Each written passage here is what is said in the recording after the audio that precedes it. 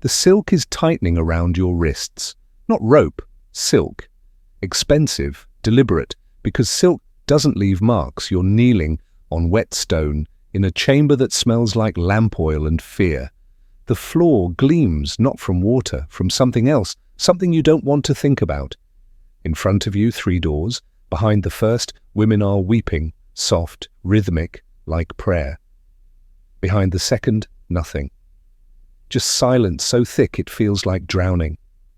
Behind the third, laughter, the soft clink of wine cups, voices discussing poetry in Arabic you barely understand. Your name is Catherine. You're 23 years old. 3 months ago you watched your father die holding a contract he thought would save you. It didn't. Now a man in a spotless robe is walking down the line of women beside you, asking questions in languages you know and languages you don't. His voice is calm, clinical. He's not choosing slaves, he's sorting inventory. One of these doors will determine whether you survive the next decade. One of them will make you wish you hadn't. And the worst one, it's not the one with the screams. By the time this story ends, you'll know what was behind all 3 doors. You'll understand why 12 years from now, Catherine will stand in front of a sultan and say words that should have gotten her killed. And you'll realize something most people never learn about history. The cruelest systems aren't built by monsters, they're built by people who convinced themselves they were being reasonable. Damascus, 1260. The Crusades are ending, but for the women left behind, something worse is just beginning. 6 hours before the doors, Catherine's father made a calculation that would kill him. He was a merchant, a good one, the kind who understood that survival in Ara, one of the last Crusader strongholds clinging to the coast, required relationships that crossed battle lines. He had contracts with Mamluk officials, letters sealed with wax and official stamps, promises written in Arabic and Latin that assured safe passage for his family and his goods. He believed paper could stop steel. He was wrong. When the Mamluk armies breached the gates in the spring of 1260, those contracts dissolved like ink in water. His carefully negotiated agreements meant exactly nothing to the soldiers pouring through the streets. The letters he clutched as proof of protection became kindling. Catherine's father died in his own courtyard, still holding a document with a sultan's seal. Catherine and her mother were pulled apart in the chaos, different hands, different directions. Catherine screamed her mother's name until her throat bled and her voice gave out. She never saw her again, never learned if her mother survived the first week, the first day, the first hour. 3 months later, Catherine stood in that underground chamber with 17 other women pressed against cold limestone walls. All Christian, all captured during the same campaign that erased Acre from the map. All waiting for a man named Emir Tashimor to decide their fates. Tashimor entered through the center door, carrying no weapons. He wore the simple robe of a royal steward, but the difference shown to him by the guards revealed his true authority. His title in the Mamluk administration translated roughly to integration specialist. Integration. That word appears in the official records with disturbing frequency. It sounds almost humane, clinical, like helping refugees adjust to a new society. Here's what it actually meant. The Mamluks had learned something during their own enslavement that most conquerors never grasp. Human beings are malleable. Given the right combination of time, isolation, and total environmental control, you can systematically erase one identity and build another in its place. They knew this because it had been done to them. Every sultan, every emir, every commander who shaped the medieval Middle East had started as a slave. Boys taken from Turk tribes in Central Asia, from Scassian communities in the Caucasus, purchased as children, converted to Islam, trained in warfare and administration with ruthless precision. By their 20s, these former slaves had become elite warriors. By their 30s, they commanded armies.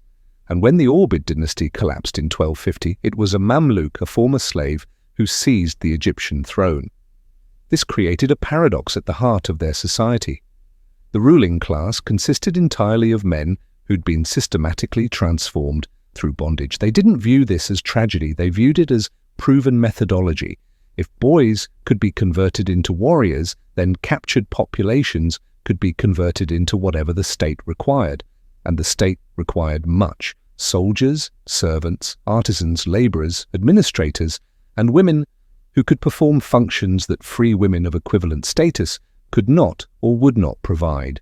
So they built infrastructure to process thousands of people annually.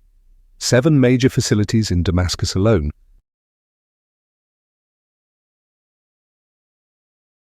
Standardized procedures, medical examinations within 24 hours of arrival, classification based on age, origin, physical condition, and assessed capability. Records tracked every individual through the system. Mortality rates were calculated. Productivity was measured.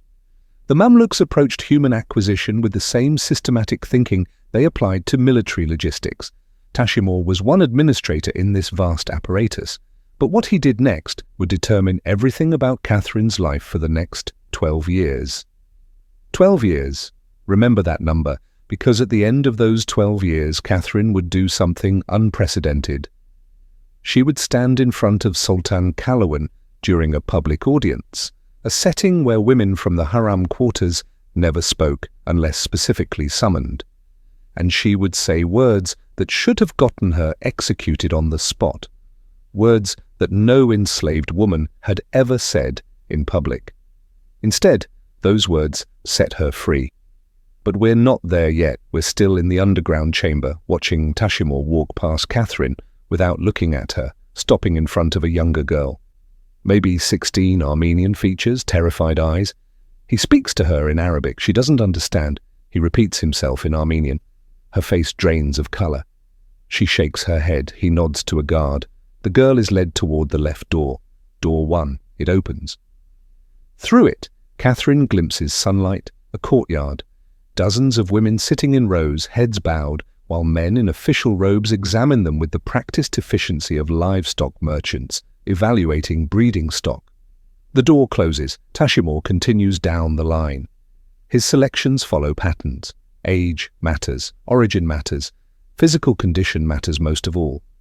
But there's something else he evaluates, something less tangible. He asks each woman a question in her native language. The question varies, but the underlying test remains constant. He's measuring their capacity for transformation. The Mamluks understood something that modern psychology wouldn't articulate for centuries.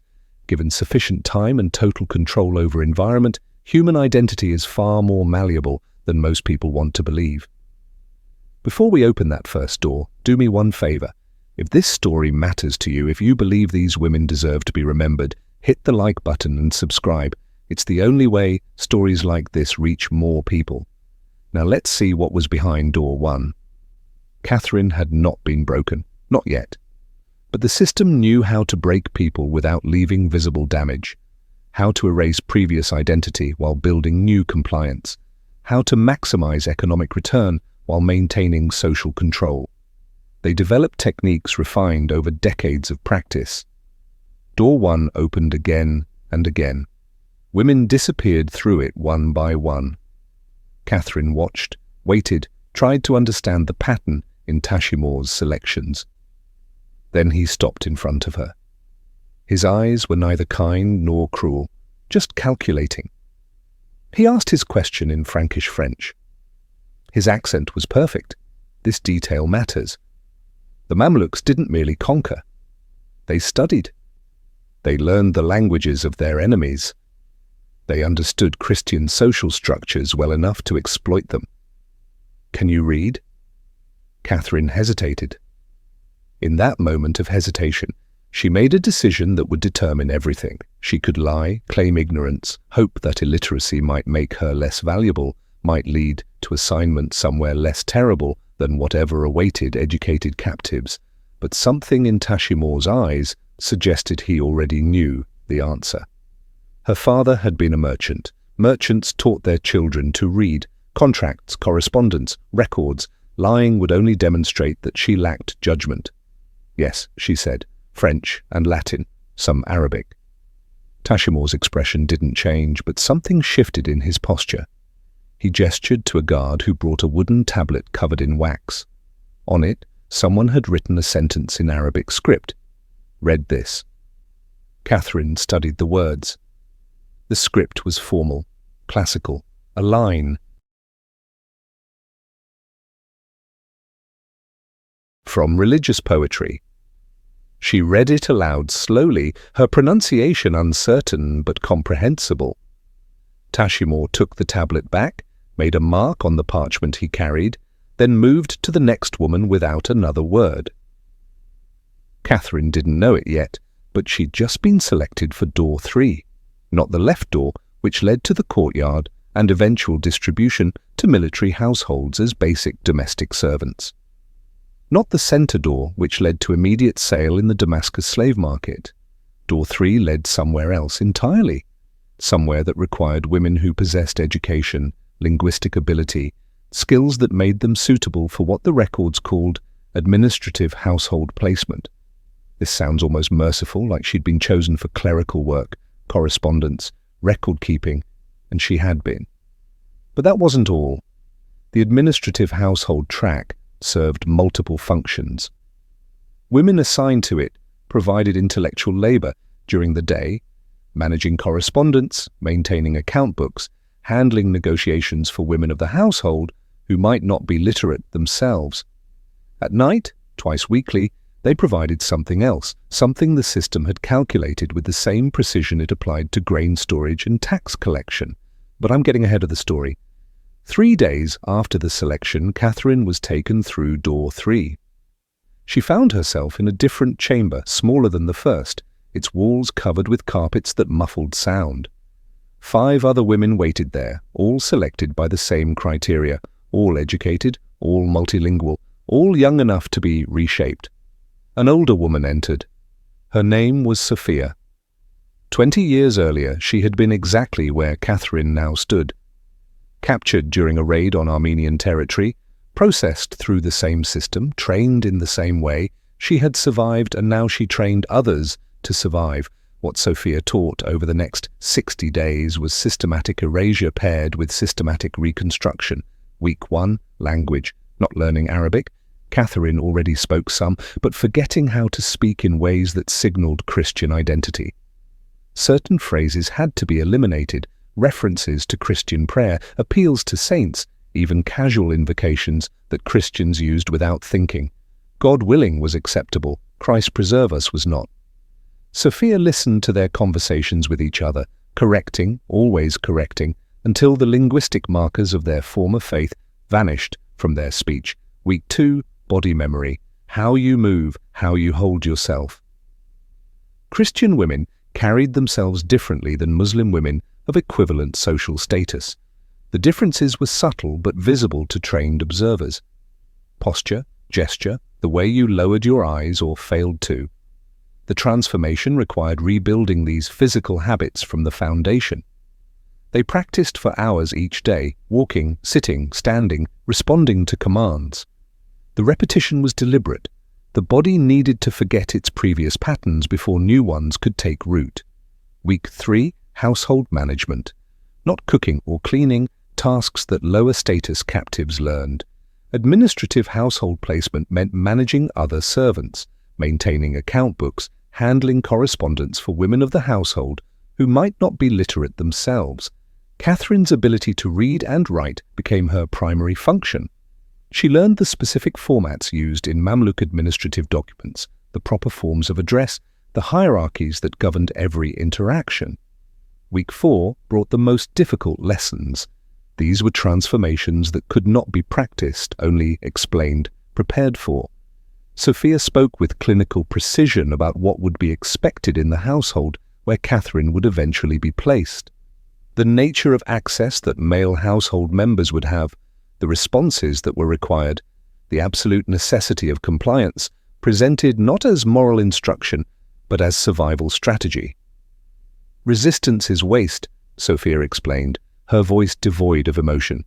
The household has invested in your acquisition and training. Resistance damages that investment. Damaged investments are discarded. Catherine had seen the markets during her first week in Damascus, a brief excursion that served as object lesson more than orientation. The lower-tier markets where damaged goods were sold at deep discount. Women whose resistance had marked them as untrainable.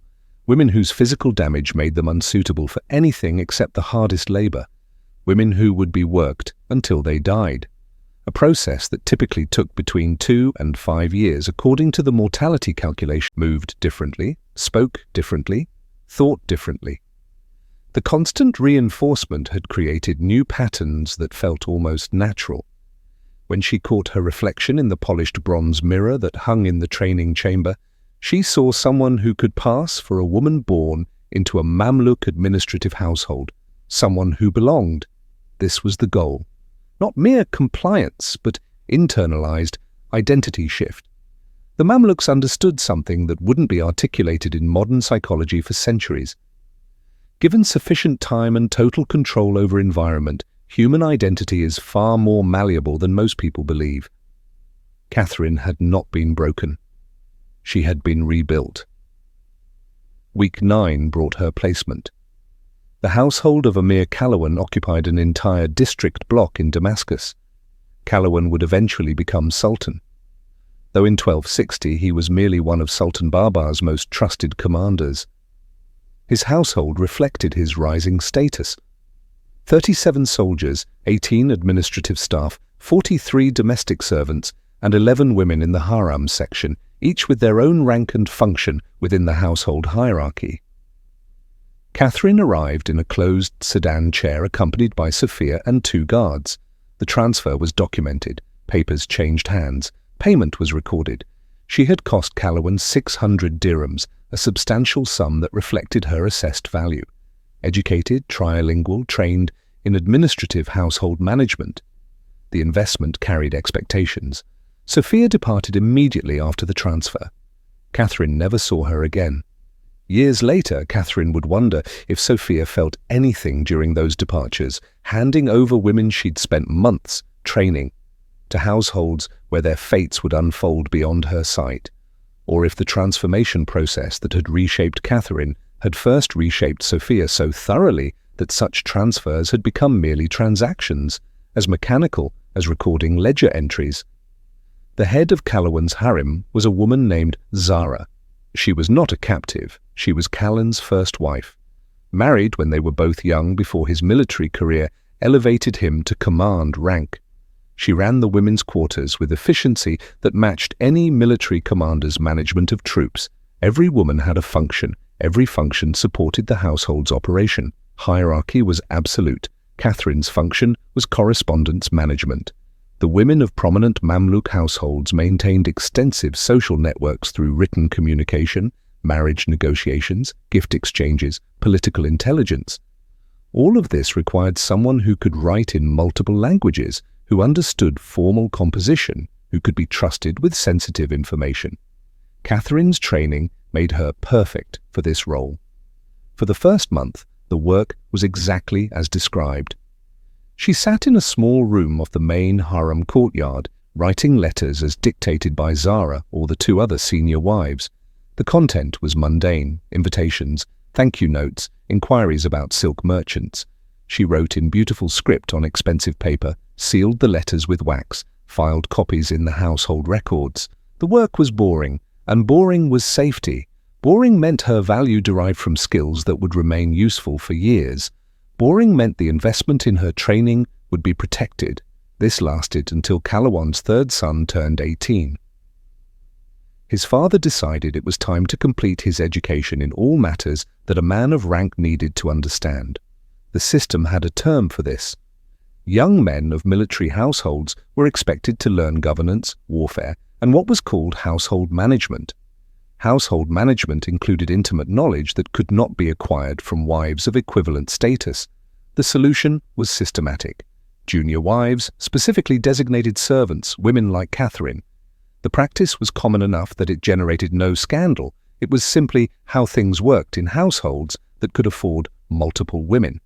Or let Catherine learn she'd been selected for this function on a Thursday evening when Zara summoned her to the courtyard after the final prayer. Zara explained with the same clinical precision that Sophia had used. This was an honor. This reflected confidence in Catherine's training. This demonstrated that she had successfully integrated into the household. Resistance would indicate failed training, and result in reassignment. Reassignment meant the lower markets. Catherine remembered what followed over the next 3 years was systematic. Calawan's son visited her quarters twice weekly on a fixed schedule. The encounters followed patterns that had been explained to her during training. She was expected to be compliant but not enthusiastic, responsive but not initiating, present, procedures. Catherine developed the dissociation techniques that women in her position had developed for generations. The ability to observe herself from outside, to be present in body, while sending her consciousness elsewhere. She perfected the art of performing required responses while thinking about letter composition, about Arabic grammar, about anything except what was actually happening in that small room twice each week. The Mamluks had calculated this too. They understood that women in such positions needed psychological survival mechanisms. They didn't discourage dissociation, they encouraged it. Women who could mentally separate themselves from physical experience were more durable, more sustainable, better long-term investments. The system preferred women who could endure indefinitely over women who broke quickly and required replacement. During the day, Catherine continued her correspondence work. She became extraordinarily skilled. Her calligraphy was admired throughout Damascus. She could compose in 4 languages with equal facility. She managed sensitive negotiations regarding marriage alliances with diplomatic subtlety that impressed even Zara. Her value increased year by year. At night, twice weekly, she reported to the small room and performed the function for which she had also been acquired. The duality was the system working exactly as designed. Women who provided multiple forms of value simultaneously represented optimal return on investment. Catherine was correspondent clerk, an educational resource. Her literacy made her useful during daylight hours. Her controlled availability made her useful during designated evening hours. She was, from the household management perspective, a success story of the acquisition and training process. From Catherine's perspective, she was surviving month by month, year by year. She learned not to count the days. Counting made time feel endless. Instead, she marked time by external events. When Calawan became Sultan in 1279, when his son married and stopped requiring her educational services, when she was assigned to train a newly acquired Armenian girl in correspondence management. That last assignment broke something in her that 3 years of systematic exploitation had failed to touch. Looking at the Armenian girl freshly processed through the transformation system, seeing her own past reflected in terrified eyes, Catherine realized she had become Sophia. She was now the instructor, the one who would train the next acquisition to accept what Catherine had accepted, the one who would explain with clinical precision what functions the girl would perform. She could not do it. The household maintained a tradition that senior members could petition the Sultan directly during weekly public audiences. This was a legitimizing practice, a way for the ruling Mamluks to demonstrate their accessibility despite absolute power. Most petitions were mundane: tax disputes, inheritance claims, commercial disagreements. They were heard, decided, recorded. Catherine attended these audiences as part of her administrative duties. She took notes on petitions for the household records, applied everything she'd learned about Mamluk administration, about Islamic jurisprudence, about household hierarchy, to construct a petition that was difficult to refuse without appearing unjust. Calawan stared at her for a long moment. His face revealed nothing. Then he turned to his chief Qadi, the Islamic judge who advised on legal matters. "Is this petition legally formulated?" The Qadi reviewed the precedents Catherine had cited, checked them against his own records. Finally, he nodded. "The petition is sound. Manumission after faithful service is prescribed. The petitioner has documented her service. The household has benefited from her labor. The legal requirements are satisfied. Calawan could have refused anyway. Sultanic authority superseded legal niceties when necessary, but refusing would have implications. It would suggest that faithful service meant nothing, that the legal frameworks he claimed to uphold were empty formalities, that the Mamluk state built on systematic transformation and earned advancement did not actually reward merit. He granted the petition. Catherine was freed that afternoon. The documentation was prepared. The official seal was applied. She was transferred to paid employment in the correspondence office at a salary of 12 dirhams per month. She was assigned a small room in the administrative wing of the compound. She was no longer anyone's property, but the cost was everything else. She could never return to Accra. The Frankish territories were gone, conquered. Her family was dead or scattered. She had no community except the Mamluk system in which she'd been embedded for over a decade. She had no identity except the one that had been built during those 60 days of training. She was free in a technical sense, but freedom meant only that she could not be sold. She still lived in the same household, still performed the same work, still existed entirely within the structure that had acquired and transformed her. But she had chosen that mattered. The petition had been her decision. The words had been her composition. The outcome had resulted from her action. After 12 years of having every moment dictated, every function assigned, every response required, she had exercised agency. The victory was microscopic but real, and the Armenian girl she'd refused to train was transferred to a different household where someone else completed the process Catherine had started. This haunted her more than anything that had been done to her. The girl had been reassigned because Catherine had failed to perform her instructional duties. Had the reassignment led to better or worse circumstances? Catherine would never know. The not knowing was its own punishment, a reminder that even her rebellion had consequences she could not control. But she'd made a choice. And sometimes, in systems designed to eliminate choice entirely, even the smallest act of defiance is its own form of victory. Before I show you what happened to the thousands of other women who passed through those 3 doors, women whose stories followed different paths through the same systematic horror, I need you to understand something. These women existed. Their names were recorded in administrative documents, court records, household ledgers, sources that later historians often chose not to emphasize, sometimes chose not to mention at all. If you believe their stories deserve to be remembered, not sanitized, not romanticized, not reduced to comfortable abstractions, subscribe to this channel now. Every subscription is a statement that historical truth matters more than historical comfort. Comment Catherine if her story moved you. Let's continue. Catherine of Accra died in Damascus in 1315. She was 63 years old. She never returned to Ara, never found her family, never escaped the identity that had been built during those 60 days of training, but she taught young women to read and write, passed on skills that might otherwise have been lost, lived with minimal means and maximal dignity. Her story is neither pure tragedy nor simple survival. She was destroyed in many ways by what the system did to her. She was also shaped by it into someone who could navigate that system and eventually escape its absolute control. Both things are true simultaneously. Her name survived in a single line in a household ledger, a record of her manumission in 1284. That ledger was preserved by accident, stored in a forgotten archive, rediscovered by a researcher in 1953. Most women who passed through that Damascus processing center left no record at all. Their names were never written down, their stories were never told, but Catherine's was.